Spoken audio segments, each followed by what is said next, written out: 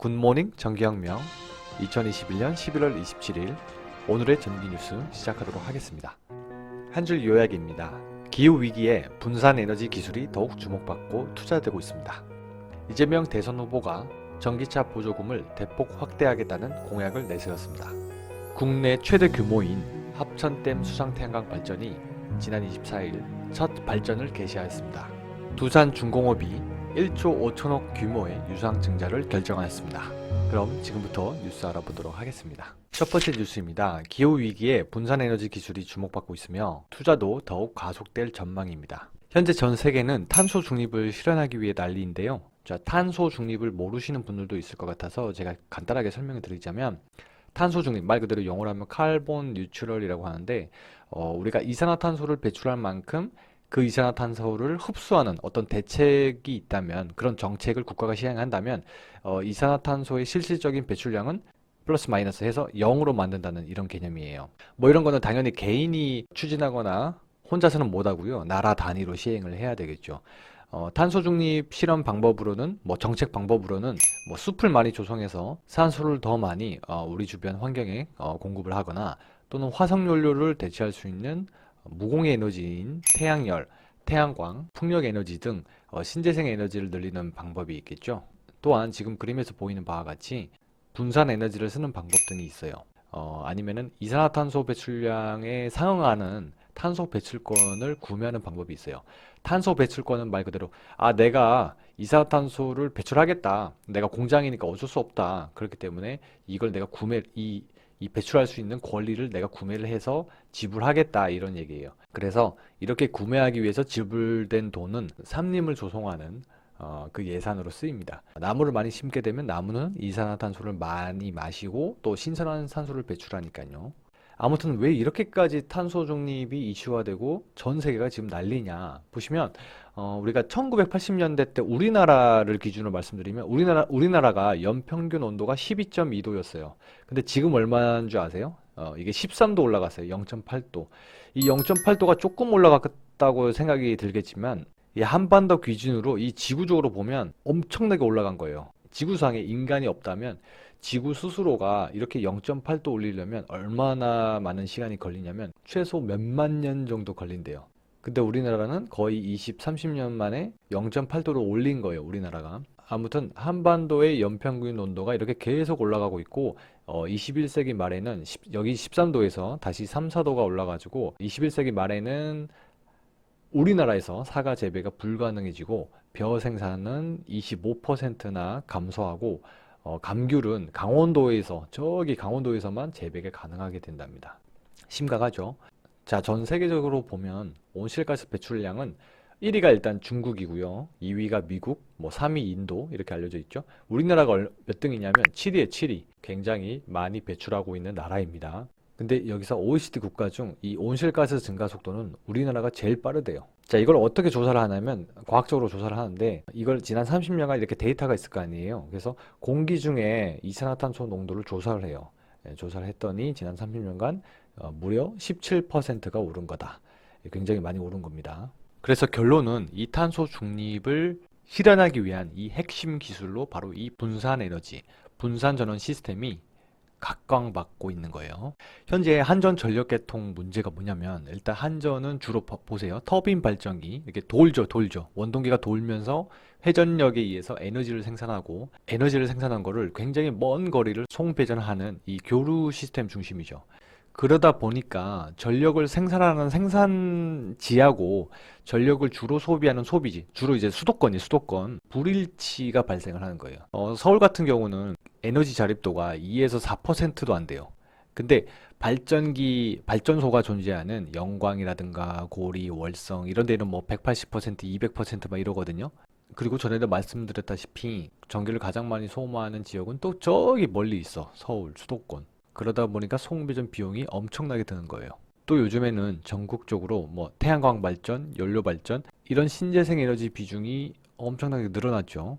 옛날에는 작았을 때는 괜찮았는데 지금처럼 이렇게 신재생 비중이 올라가면 이게 기존 한전 개통망, 그 교류 개통망하고 안정성 문제를 일으키기 때문에 기존 개통에 이렇게 유연하게 연결이 안 돼요. 왜냐하면 신재생 에너지들은 출력 변동도 너무 크고 또 직류를 사용하기 때문이죠. 그래서 우리가 이렇게 분산 전원 시스템을 채택을 하면 전력 생산지와 소비지의 불일치를 개선할 수 있겠죠. 그 다음에 두 번째, 분산 전원 시스템 설비가 갖춰지는 지역은 채택된 그 지역은 경제가 발전하겠죠. 그 다음에 신재생 에너지 관련 고용도 증가되고요. 굉장히 경제 발전을 할 수 있기 때문에 일단 어떤 소외되는 지역이나 계층이 없이 공정하게 일단 추진되는 것이 중요하겠고요. 그러니까 1차적으로는 법이 잘 만들어져야 되겠죠. 사실 최근에도 이 분산에너지 활성화 특별법 같은 것도 야당이 지금 반대하고 있어서 법안 상정조차 못하고 있는 실정입니다. 이 법 내용을 들여다보면 뭐 분산에너지 사용 의무화부터 시작해서 분산에너지, 아까 말씀드렸다시피 특화지역 지정과 그 다음에 분산 편익 지원 등등 이런 아주 그 이익적인 내용을 담았기 때문에 이게 어떻게 보면 이익 싸움이 만만치 않은 거죠. 뭐 원전도 아니고 화력도 아니래. 이거는 신재생이래. 얼마나 좋아. 지역에서 전기가 돌아가니까 우리 동네는 전기요금도 싸지고 지역 발전에 활성화도 되고 황금알 낳는 거위거든요. 그래서 앞으로는 분산 에너지 시스템으로 갈 수밖에 없고 시민 개개인이 생산의 주체가 되는 시대로 이제 바뀌는 거죠. 그래서 발전소뿐만 아니라 개개인이 생산한 신재생 에너지를 인터넷 클라우드를 기반으로 한 중앙화된 가상 발전소를 통해서 매매를 하거나 운영되는 가상 발전소 구현도 지금 투자가 많이 이루어지고 있습니다. 그리고 전력 계통에서 예를 들면 수용할 수 없는 출력들 남을 때도 있을 거 아니에요, 전기가. 그러면은 그런 전기들을 이용해서 물을 전기 분해해서 수소를 생산한다든가 이 생산된 수소를 그대로 활용해서 이산화탄소와 반응시켜서 메탄 등의 연료 형태로 저장하는 기술인 P2G 시스템, 파워2가스 뭐 이런 시스템을 만들면 너무 좋죠.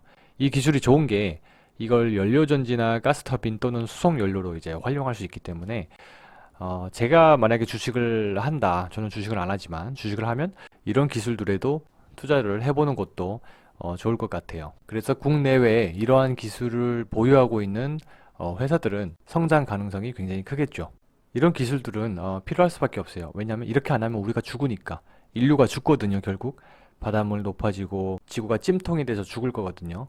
인도는 뭐 40도, 이제 50도까지 올라가죠. 올해 이제 50도까지 올라갔는데 아주 심각합니다, 기후 문제가. 자, 다음 소식입니다. 이재명 대선 후보가 전기차 보조금 대상을 대폭 확대하겠다라고 공약을 했는데요. 현재로서는 완성자 업체들이 전기차를 더 많이 생산을 할 수도 있는데 이 보조금 예산에 맞춰서 전기차를 생산하고 있는 실정입니다. 그러니까 전기차를 구매하고자 하는 사람들은 자기 보조금 차례가 올 때까지 계속 그냥 주구장창 기다리는 거죠. 작년 같은 경우만 해도 접수 대비 공급 부족이 전기차 3,200대였다면 올해는 1만 대로 더 늘었어요. 엄청나죠? 지금 많은 사람들이 전기차를 사고 있고 도로에 다니는 차량을 보시면 아시겠지만 전기차 요즘 정말 많이 보입니다. 그래서 이재명 후보가 말하는 거는 2030년 국가 온실가스 감축 목표라는 게 있어요. 이게 40%로 지금 잡았는데 이걸 달성하기 위해서는 약 362만 대의 전기차가 더 보급이 돼야 된다 라고 지적을 한 거고요. 적극적인 친환경 자동차 정책으로 대한민국의 미래 산업 경쟁력을 제고하고 탄소 중립, 또 나오죠. 탄소 중립 사회로의 조속한 전환을 이뤄내겠다. 과연 공약을 실천하실지 기대를 좀 해볼 필요가 있겠습니다. 자, 다음 소식입니다. 국내 최대 규모인 수상 태양광 발전이 지난 24일 첫 재생에너지 발전을 시작했습니다. 자, 41메가와트. 이게 얼마나 큰 거냐면 신고리 원자력 발전소 있죠? 1호기. 걔가 1000메가와트예요. 1000메가와트. 신고리 원전 1호기의 4% 정도가 되고요. 이게 합천군 지역민들 43,000여 명에게 전기를 제공하고도 남는 전력이라고 합니다. 연간 최대 6만여 명이 사용을 하는 거예요. 엄청나게 큰 전력이라고 보시면 되고요. 이게 가까이서 보면 엄청 큰 거예요. 이거 태양광 파넬 하나하나, 패널 하나하나가 이렇게 어마어마하게 이렇게 서로 연결돼 있죠. 그러니까 봉산면 20여 개 마을에서 1,400여 명의 주민이 마을 공동체를 통해서 약 31억 원을 투자를 한 거고 매년 이 주민들이 발전 수익의 일부를 가져가게 됩니다. 그리고 이게 좀 뭘 좀 닮지 않았어요? 바로 꽃을 좀 닮았죠. 꽃 모양이죠. 이게 뭐냐면 매화예요, 매화. 중간에 수분이 있고 이렇게 꽃잎이 있고 이게 매화 모양이를 그래서 매화 모양으로 이렇게 만들었다고 합니다. 이렇게 매화 모양으로 예쁘죠. 자, 마지막 소식입니다. 중공업 에너지 기업이기도 한 두산중공업이 1조 5천억 원의 유상증자를 발행하기로 결정을 했습니다. 주식회사에서 돈이 더 필요하니까 주식을 추가로 이제 상장, 그러니까 발행을 하는 거죠. 그래서 신주를 발행해서 이 자본을 증자하는 거예요. 대신 이게 또 단점이 있죠. 왜냐하면 주식의 양이 많아지니까 기존 이 주식을 갖고 있던 주주 입장에서는 자기가 가진 지분이 어떻게 돼요? 희석되죠. 양이 많아졌으니까. 그래서 주식 가치가 떨어지는 것이 보통이죠. 아무튼 이번 두산중공업의 신주는 8,287만 2,900주가 발행이 될 예정이고요. 한 주당 원화로 18,000원 정도가 된다고 합니다. 이 확보된 자금을 통해서 새로운 성장 사업에 적극 투자할 계획이라고 합니다. 수소터빈, 해상풍력, 소형 모듈 원전 등 자사의 친환경 사업에 대한 투자를 진행하고 시장을 선점한다는 명분으로서 이렇게 유상증자를 한다고 밝히고 있습니다. 자, 오늘 전기 뉴스는 여기까지고요. 다음 뉴스 시간에 또 찾아뵙도록 하겠습니다. 여러분들 주말 잘 보내세요. 안녕.